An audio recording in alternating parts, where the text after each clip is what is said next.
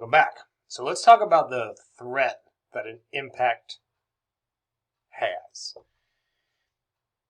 And when I talk about impact, that's talking about physical impact, but oftentimes for space debris, an asteroid or a meteoroid to cause damage, in fact, it doesn't even have to hit the Earth. It can even just blow up in the atmosphere.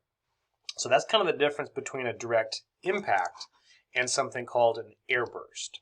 So an airburst is when an object explodes in the atmosphere. This can even be 7 to 30 some odd miles up into the air above the surface. Some examples of this, and we'll talk about this later, include the Tunguska airburst and the Chelyabinsk airburst as well. An impact, the object has enough structural strength, speed, or size to hit the Earth's surface. As space debris is ripping through the atmosphere, the friction between the atmosphere and the material burns it up, cracks it, breaks it. So it's got to be going fast enough, it's got to be big enough to kind of withstand all that to finally hit the Earth. Some great examples of actual impact include the Barringer crater, that's Meteor Crater here in Arizona. Well, we've seen Chesapeake Bay, just off the East Coast, and an impact a little bit later, we'll talk more about it, but near Chicxulub, Mexico.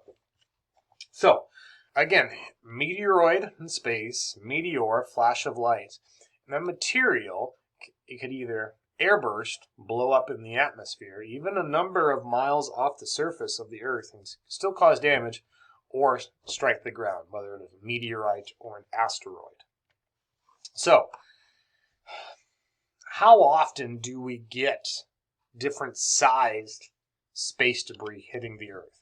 Remember, 25 million pieces hit it a day. If you add it all up, it's about 100 tons of dust and sand-sized particles every day of space material. That's a lot. Most of it burns up in the atmosphere. So that much is coming into our atmosphere. About once a year, you'll get a car-sized meteoroid that creates a large fireball, meteor, and burns up in the Earth's atmosphere before reaching the surface. So even something about as big as a car will burn up in the atmosphere. It's not big enough.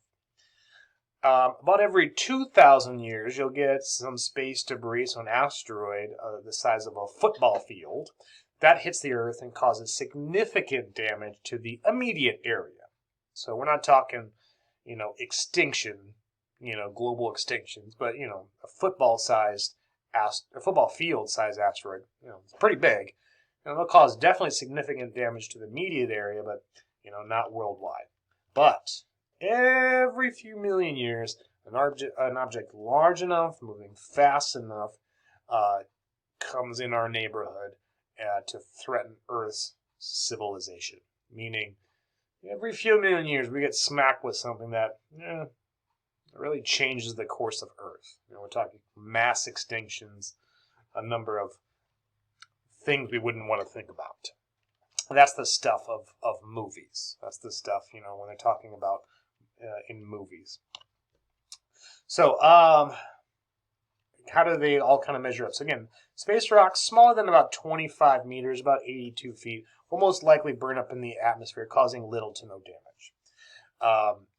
An asteroid larger, asteroids are 10 meters or bigger, so therefore an asteroid that's 25 meters or larger, but smaller than about a half mile, would likely cause local damage to the impact area. So even if something's about a half mile wide and hits, it's going to cause a lot of damage to the immediate impact area, but we're not still talking global level. However, anything larger than 1 to 2 kilometers, so 2 kilometers is about 1.25 miles, that could have definitely worldwide effects. So, the thing out there in space that has the largest potential of actually hitting us is an asteroid that's about 2.5 kilometers in diameter, so about 1.5 miles or so wide. That could cause catastrophic events worldwide. So it's the largest known potential hazardous asteroid out there, and it's Tautatis. It's going to make its way back around the year 2069, so another 40 some odd years in the future. If you're around, watch out. It could hit us. We're not sure quite yet, but it's going to be pretty darn close. So that brings up the idea of something called NEOs versus something different called PHOs. NEOs are near-Earth objects. So asteroids and comets that have orbits which can bring them into Earth's neighborhood. So within 30 million miles of the Earth is known as a near-Earth object. Now that seems pretty far. But that's about the closest distance between Earth and Venus or Earth and Mars we'll get. So if something's coming in between Earth and Mars or in between Venus and Earth in that range, then it's known as a near-Earth object. Space is a big place. So for something to kind of come that close to us, that's pretty close, considering how vast space is. Excuse me. But then you have kind of one step above that, we have PHOs, which are potentially hazardous objects. This is a small subset of NEOs, near-Earth objects, whose orbits will come even closer, within 5 million miles of Earth. Again, that seems like a lot, but considering how big space is, it's rare for something to come that close to Earth.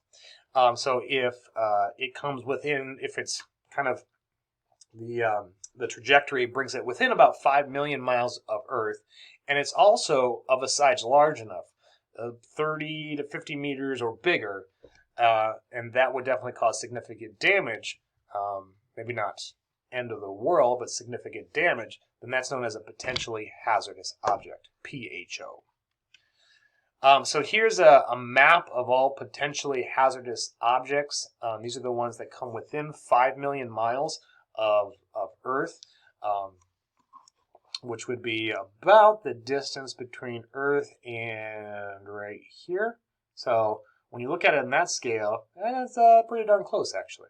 That's pretty darn close. So these are all the known trajectories of known PHOs. There's a lot of them. Out there.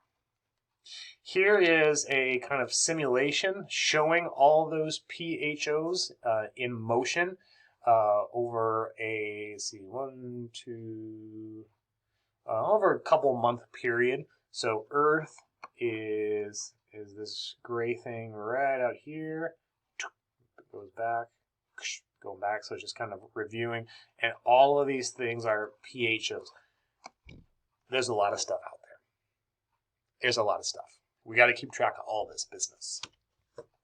So what will the kind of next major event be that has some hazard associated with it on Earth? Well, it's virtually certain. The probability is probably about greater than 99%. The next destructive NEO or PHO event will be an airburst.